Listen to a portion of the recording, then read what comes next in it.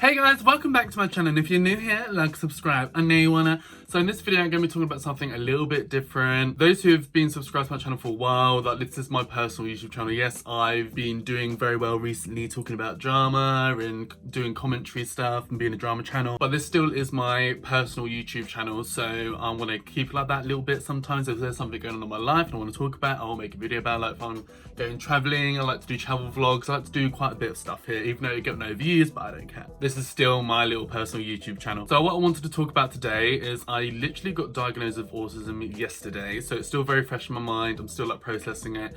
But I just wanted to make a video talking about it. Maybe it will help some people. I have been diagnosed with ADHD and now of course autism this year. So I wanted to talk about my feelings on that, a bit of my journey, and how it was for me, the process of getting diagnosed. And maybe some of you guys watching may find it useful. And if you have any questions, let me know down below and I'll try and get around to answering some of them for you guys. So as a child, I was actually screened for autism already. It did come through recently with the recent screening of autism. I sent the documents to them of the feedback I guess I got from the autism screening as a child, and they said how it really wasn't very thorough. It literally focused on just the fact that I could make eye contact and hold a conversation. So the doctor was like at the time, oh, he clearly doesn't have autism because he can hold eye contact and hold a conversation. This is like a really big ignorant thing with people who are autistic. Obviously, everyone's so completely different. And of course, with me, I have ADHD as well. So ADHD will offset some of my autistic traits. So it's a lot more complex and a lot more complicated than how people really understand about it. You know, you get some people who are like, oh, you're autistic, and they're just gonna look at you like, oh, they think because you're autistic, you're supposed to not be able to hold eye contact and not be sociable and, you know, all these things. And there's a lot of people who I know in my life who are autistic and they're actually very sociable. They can go on nights out, they have friendship groups, they, you know, have been integrated into the neurotypical society rather well because we've learned how to adapt with our traits. We've just learned how to adapt basically into society, so we come across very like high functioning. And obviously there are some people who are very much have struggled to do that and don't come across like that, hence why people are like, oh, that person's definitely autistic because they can't socialize and this and that. You know, a lot of people haven't learned how to do that. And some people obviously suffer with it more than others, blah, blah, blah, blah. Everyone has different traits, blah, blah, blah, blah. The whole thing's a spectrum. It's very, very complicated. But I have encountered this quite a few times with people saying early on when I was trying to get a screening for autism and ADHD, like my GP last year, when I had the first initial meeting, I'd done like this silly tick box thing, which I thought was really generic and really vague. But anyway, apparently I came up high for ADHD and autism, so it was enough for me to go and get a screening. The doctor literally said to me, oh, you definitely don't have autism because you can hold eye contact and hold a conversation. And I said to him, that's not always the case. But he wasn't really listening to me, and once again these doctors think they know everything and they don't. Anyway, it can just be very frustrating because, you know, you go to these people who are supposed to be professionals in their field and a lot of them are very ignorant on a lot of subjects, that they talk like that they know everything about it and they really don't. Anyway, whatever, that's a whole different subject. I'm not going to go on an ADHD rant for you guys. Let's stay on subject. So yeah, when I was a child, I did go through a screening of autism. Like I said, they claimed that I didn't have it, but they did end up diagnosing me with like this speech and language thing, which I've never heard of in my life. I didn't know that was a thing. And it's really interesting, because in that old paperwork they said, oh, this speech and language disorder, whatever that he's got, makes him come across like he's autistic sometimes. I'm like, maybe that's just because he is. But anyway, but also this was like, you know, 15 years ago and I was like 12 or 13 years old, so times have changed and are a lot better now than they were back then. I believe also it is rather recent as well that you are able to have autism and ADHD at the same time. You know, you can be diagnosed with both of them. In the past, you could only be diagnosed with one and you couldn't have the other. So it kind of just goes to show how far science still has to go with understanding neurodivergence. So yeah, so a lot of stuff is, you know, still up and coming, still very new. It just shows that a lot of people still don't really fully understand it. And I'm talking about, you know, the scientists and not these like GPs who think they understand everything about everything. And someone on the street who's like, you're not autistic. Oh my God, you hold a conversation, that's impossible. Is that okay, Karen? Relax. So in my case, for example, as you can tell, I can talk and I can hold conversations. What a lot of people don't realize, because I have ADHD as well as autism, my ADHD can compensate for some of my autistic traits. For example, I don't really find socializing that difficult for me. Yes, it can be awkward at times, but for like probably just to like the normal standard. perhaps, but then obviously there are other things as well, like what happens with the ADHD and maybe the autism, that I still need to do my research into it, guys. I don't fully understand everything and don't fully understand all of my traits just yet, because it's very new to me, of me just finding out that I do have autism as well as ADHD. So yeah, my ADHD could compensate for me being socially awkward with autism or whatever, you know, like for example, I am able to hold contact, I can be extroverted, even though the older I get, the less friends I have and the less social interaction I enjoy, because I found it is stressful for me. Just like, I get annoyed very easily with people because I just find things annoying. And I don't know if that's the autism or the ADHD, but it's just how I am. I have this thing where I will ruminate and overthink really silly situations as well. So from what I've realised, the older I've gotten, is my life's a lot more peaceful the less people I have in it and the less social interactions I have. I just find everything's just a lot more peaceful, like in my mind and everything in general as well. And I do live in the UK, and we do have the NHS, which is free, but it's very notorious for being awful and taking ages to get anywhere with anything. I think I was very, very lucky because a new program came out, I believe, I'm not 100% sure, but after my initial GP tick box assessment I had last year, they, because I was high enough on the tick box thing, they referred me to these other people, and it was like a fast track, and within like 3 months I was already having my ADHD assessments, and it's not even been a year and I've been diagnosed with ADHD and autism, which is very, very quick. That's not really normal and traditional. I do have a brother as well who's trying to get screened for autism, and he done it a few years before me, and he's still waiting for someone to properly assess him for autism and stuff. So yeah, most people it takes a good few years. For me, it's taken under a year because I just got lucky with this program that came out, and I think it's because more people are being diagnosed with autism and ADHD at the moment, so they've been putting some more things in place to just speed up the process, I guess. Now, don't get me wrong, the process was frustrating. I still had appointments being cancelled and rescheduled, cancelled and rescheduled.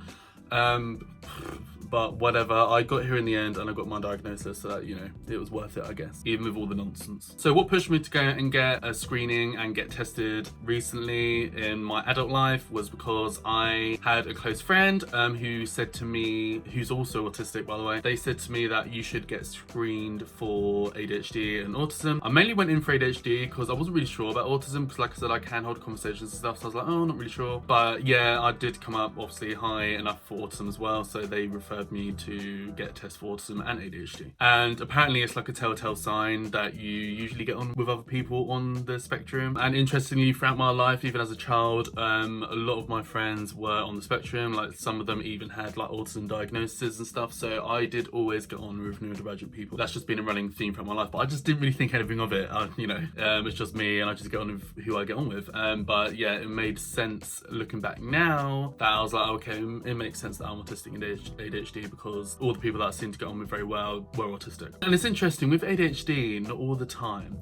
I don't know why. I don't know if it's because people, some people with ADHD, maybe it overwhelms like my autistic traits. If they're like really like, you know, manic and hyper, I'm just like, oh, get away from me. I just find it annoying. People who are autistic are usually, I don't know, I just get on with them better. I don't really know why exactly that is. And also with my ADHD diagnosis, I don't have the hyperactivity. I have inattentive ADHD, which I believe used to be called ADD. But it's basically just ADHD, but without the physical hyperactivity. But for me, it's more like mentally hyperactive, and I can talk a lot. So the like manic hyperactive side of ADHD is still there, but it's just not physically. Like, I'm not, you know, having to run around laps every hour and get on my chair every 5 minutes to do a dance or something. Like, that's not me at all. Once again, I think my autism comes in there and allows me to be a bit more like calm and structured than a typical like ADHD person. But yeah, essentially I just wanted to better understand myself. I did actually have a bit of a hard year last year. Long story short, I was performing in drag for 3 years, and then I injured my knee, abruptly stopped performing in drag, which I was really, really annoyed about, obviously, because drag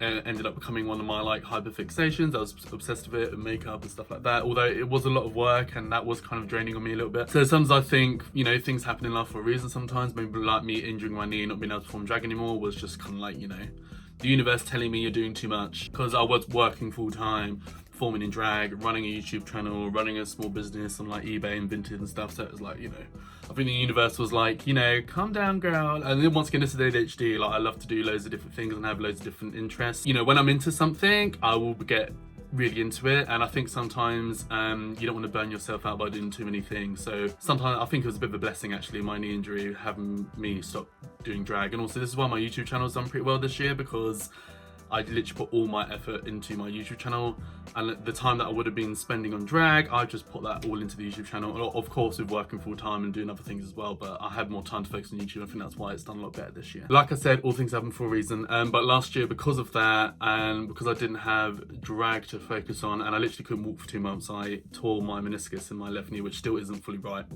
My ruminating and my overthinking and all those kind of like traits got a lot worse, and obviously I didn't really know what it was because I wasn't diagnosed at the time. And then after talking to a friend who said that they can tell that I'm neurodivergent in some ways because they've been around a lot of neurodivergent people, I should get tested. I was like, okay. So, and then I was going through this like depressive, like overthinking mental state. So I was like, yeah, maybe it would be good for me to go and get tested now and just see what happens. This is why, and because I thought if I can better understand myself and better understand my traits and why I react to things the way I do, it could, you know, just benefit my life in the future. So I think it was worth me doing. I have wrapped my head around the inattentive ADHD. I was like, that makes sense, like especially with how my mind is and everything else. But with the autism, I haven't really looked into that too much. You may be wondering, what autistic traits do I have? One of the traits that came up was I do have sensory stuff, like I have very sensitive hearing. But once again, I think I struggled with it more when I was younger, but now I'm an adult, it doesn't really bother me too much. Like I used to hate fireworks and stuff when I was a child, now I'm like, whatever.